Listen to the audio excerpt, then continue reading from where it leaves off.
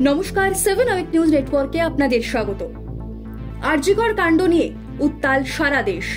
তিলোত্তমা খুনের প্রতিবাদে গর্জে উঠেছে সর্বস্তরের মানুষ। তবে শহর বা শহরতলি, অলিগলি থেকে রাজপথ জাস্টিস ফর আরজিকর স্লোগানে মুখরিত হয়ে থাকলেও সচেতনতা কি ফিরছে? কোচবিহারের ঘটনায় আরও একবার উঠল সেই প্রশ্ন। এবার নিজের কন্যা সন্তানকে লাগাতার নির্যাতন করার অভিযোগ উঠল খোদ জন্মদাতা বাবার বিরুদ্ধেই। স্থানীয় সূত্রে খবর, বাবা ছাড়াও নিজের ঠাকুমার মদতেও অপ্রাপ্ত বয়স্কার ওপর চলত এই পাশবিক অত্যাচার। কি জানালেন এক স্থানীয় বাসিন্দা, শুনুন।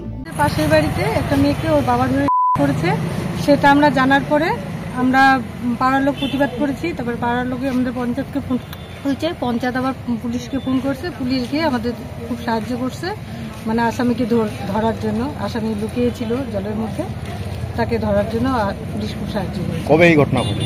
ঘটনাটা 3 দিন আগে হয়েছে। আজকে আমাদেরকে মানে মেয়েটা বলছে, মেয়েটা বলার পরেই আমরা প্রতিবাদ করছি। ওই এলাকার নাম? ওই এলাকায় আমাদের পঞ্চায়েত এলাকা, এটা মানে আপনার এলাকা? আপনাদের এলাকা ভিলেজ 1 বলে। ভিলেজ 1, হ্যাঁ, এবং নন্দীগ্রাম নামে পরিচিত। তো এখন কি চাচ্ছেন? আমরা চাচ্ছি ওর কঠিন শাস্তি হোক। এহেন নক্কারজনক ঘটনায় তীব্র চাঞ্চল্য ছড়ায় কোচবিহার দিনহাটা মহকুমার ভিলেজ 1 গ্রাম পঞ্চায়েত এলাকায়। এদিন বিষয়টি জানাজানি হতেই দিনহাটা পুলিশের কাছে নির্যাতিতার বাবা ও ঠাকুমার বিরুদ্ধে অভিযোগ দায়ের করেন এক প্রতিবেশিনী। আর এই অভিযোগের ভিত্তিতে ইতিমধ্যেই 2 অভিযুক্তকে গ্রেপ্তার করে পুলিশ। অভিযুক্তদের ফাঁসির দাবি জানিয়ে কি বললেন স্থানীয় পঞ্চায়েত সদস্য বাপি হোসেন, শুনবো। আজকে হঠাৎ করে আমার কাছে সন্ধ্যার দিকে একটা ফোন যায়। সেখানে আমি শুনতে পারি যে একজন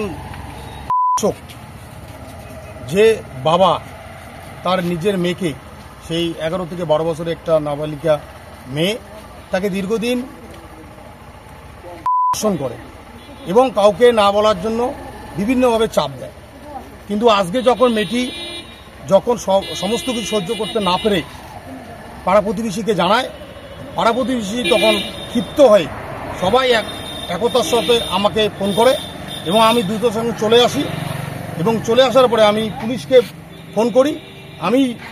আমি পৌঁছার সাথে সাথেই পুলিশ সেখানে পৌঁছে সেই অপরাধী 2 জনকে, যে এবং যে এই যে সাহায্যকারী তার মা, 2 জনকে অ্যারেস্ট করে। এবং এই কোনো ধর্ম হয় না, এই কোনো রাজনীতি হয় না। এই ধর্মদের আমরা চাই, যেহেতু পশ্চিমবঙ্গ আমাদের মমতা বন্দ্যোপাধ্যায় মুখ্যমন্ত্রী, উনি দ্রুততর এদের বিচার চান এবং আমরা এই দ্রুত শাস্তি, ফাঁসি চাই। অন্যদিকে কোচবিহারের আরেক প্রান্তে নিগ্রহের শিকার আরেক অপ্রাপ্ত বয়স্ক। তুফানগঞ্জ 1 নম্বর ব্লকের অন্তর্গত মারুগঞ্জ গ্রাম পঞ্চায়েত এলাকায় এক স্কুল পড়ুয়ার ওপর নির্যাতনের ঘটনায় স্থানীয় 2 তরুণের দিকে উঠল অভিযোগের আঙুল। নির্যাতিত পরিবারের অভিযোগ, দীর্ঘদিন ধরেই তাদের সন্তানের ওপর নারকীয় অত্যাচার চালাতো স্থানীয় 2 যুবক। এমনকি বিষয়টি গোপন রাখার জন্য ওই পড়ুয়াকে নানানভাবে ভয় দেখাতো অভিযুক্তরা। শারীরিক অসুস্থতার কারণে এদিন ওই অপ্রাপ্ত বয়স্ককে স্থানীয় চিকিৎসকের কাছে নিয়ে যেতেই প্রকাশ্যে আসে গোটা ঘটনা। ইতিমধ্যেই ওই 2 যুবকের বিরুদ্ধে তুফানগঞ্জ থানায় অভিযোগ দায়ের করেছে নিগৃহীতের পরিবার। অভিযুক্তদের কঠোরতম শাস্তির দাবি জানিয়ে ঠিক কি অভিযোগ করলেন নির্যাতিতর বাবা, শোনাবো আপনাদের। আমার ছেলেকে পুকুর পাড়ে নিয়ে যায়, পয়সার লোভ দেখিয়ে নিয়ে যেয়ে ওরা ওকে কেস করে করছে। আবার পরে যে ছেলেটা বলল যে আমার বাবা আমার চোখও বাঁধেছে, মুখও বাঁধেছে, ঠিক আছে, আমি সিকিউরিটি পাই না।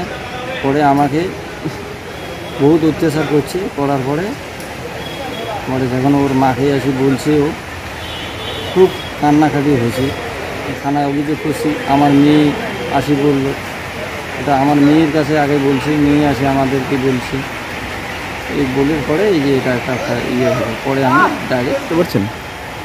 হ্যাঁ করছি, তাদের নাম বলে দিছি, আমার বাচ্চা নাম বলে দিছি। তাদের চাচ্ছি যে ব্যক্তি এইরকম কাজ করছে তার যেন ও কঠোর শাস্তি হয়, আর কোনো মা বোনের যেন এইরকম ঘটনা ওরা না করতে পারে। এই ঘটনা জানাজানি হতেই পলাতক অভিযুক্তরা, তাদের সন্ধানে তদন্তে নেমেছে তুফানগঞ্জ থানার পুলিশ।